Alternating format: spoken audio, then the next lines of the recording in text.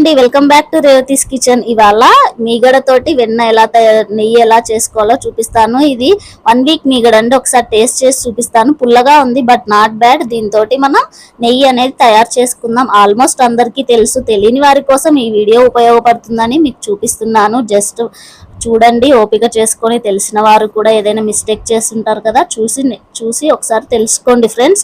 ఇలా వాటర్లో వెన్ననంతా తీసుకోవాలి. ఇలా వెన్ననంతా గ్యాదర్ చేసి మనం ఓన్లీ వెన్నను మాత్రమే గ్యాదర్ చేసుకోవాలి ఫ్రెండ్స్. వాటర్లోంచి ఈ వెన్న అంతా కంప్లీట్గా తీసి మనం ఇప్పుడు నెయ్యి చేసేసుకుందాం.